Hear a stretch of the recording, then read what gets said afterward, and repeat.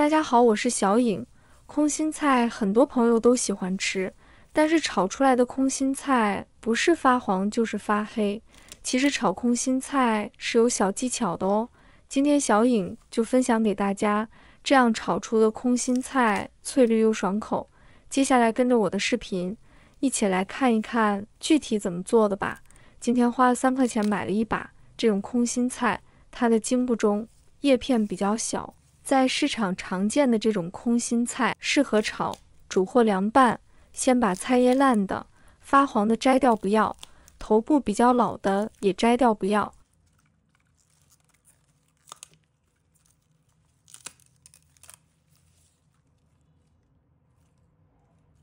全部处理好后，把它放入水中，加入1勺食用盐，把它搅拌均匀。食用盐可以帮助去除蔬菜表面的农药残留，它具有一定的抗菌功能，也能帮助松动附着在青菜表面的泥土和杂质，有助于保持脆嫩的口感。把它浸泡10分钟，10分钟以后把它清洗干净。我们要一条一条的清洗，这样能够清洗得更加干净，把表面的泥土和杂物洗掉，要多清洗几遍。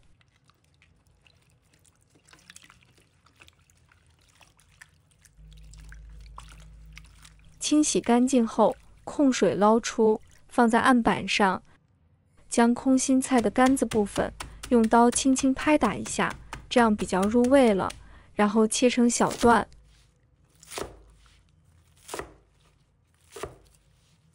切好后，把它放入盘中备用。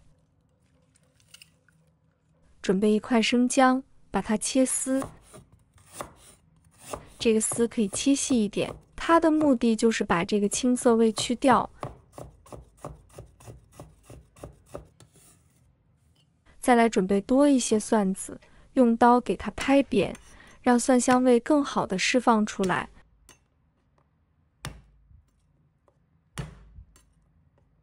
然后再改刀切成蒜末。切好后，把它放入盘中备用。再准备适量的红辣椒，把它切成小条。红辣椒主要用来配色。切好后，把它放入盘中备用。然后再准备空心菜的灵魂腐乳，再把它放入碗中，腐乳汁也倒入一点，再把腐乳压碎。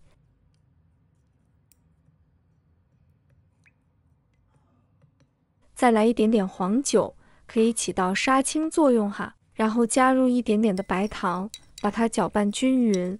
放了腐乳就不要放盐了，因为腐乳本身就有咸味的。先放一旁备用。接下来我们起锅，倒入1碗清水，把水烧开，再加入1勺的食用盐。这个步骤很重要哈，炒的够不够翠绿就靠这一招了。多少水就放多少盐。它的比例1比10，这是大厨炒菜的秘籍哦。按照这个方法，即使闭上眼睛炒菜，味道也不会太咸或太淡。烧开后，把它放入碗中备用。接着起锅，倒入食用油。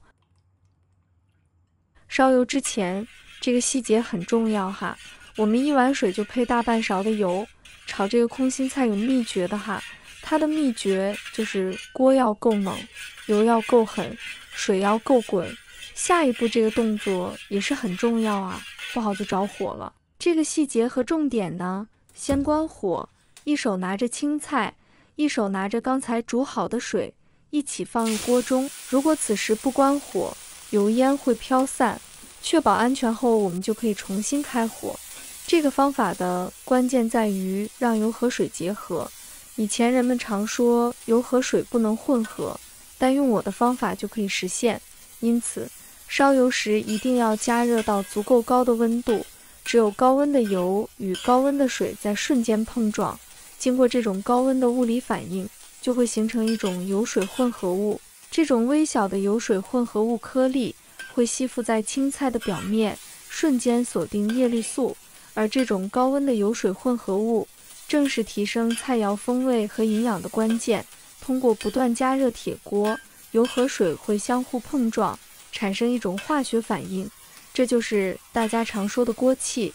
因此，使用焯水的方法与这种炒制方法相比，效果会有很大区别。这个方法无论放多久，青菜都不会发黄或发黑，差不多炒50分钟左右就可以了。关火，把炒好的空心菜，我们直接给它过滤出来，放一旁备用。接着再起锅，倒入适量的食用油。油热之后，把蒜姜放入锅中，红辣椒也放入锅中，把它炒香。亲爱的朋友们，制作视频不易，小颖每天都会分享简单实用的家常菜。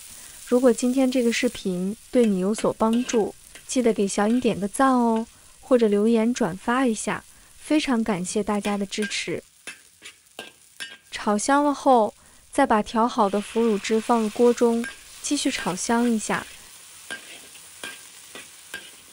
然后把空心菜再放回锅里，翻炒一下，把腐乳汁和空心菜炒均匀，开大火，把它的锅气给逼出来。炒的时间太长容易黄，口感也不好。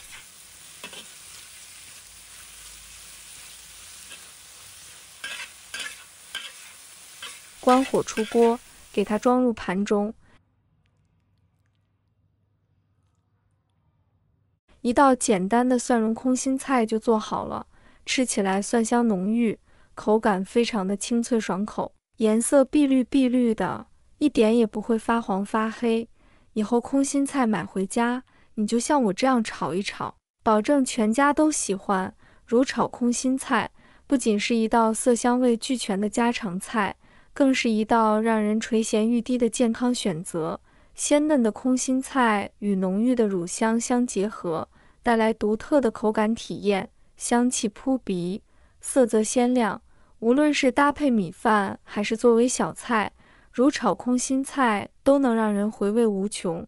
空心菜又称为水瓮、瓮菜，是一种常见的绿叶蔬菜，主要有以下几种类：一、绿叶空心菜，这是最常见的空心菜，叶片呈深绿色，茎部中空，口感鲜嫩，适合炒、煮或凉拌。二、红心空心菜，这种空心菜的茎部呈红色，叶片较厚，味道相对更为浓郁，常用于炒菜或汤品。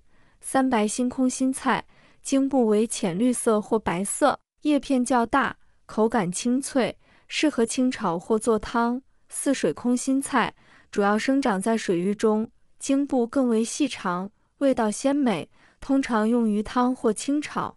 总之，空心菜有多种类型，各具特色，适合不同的烹饪方式。无论是绿叶、红心还是白心空心菜，都是许多菜肴中不可或缺的美味蔬菜。喜欢的朋友记得点赞和收藏。如果想吃但不会做，随时都可以找到我。好了，今天的视频就分享到这里，我们下期视频再见。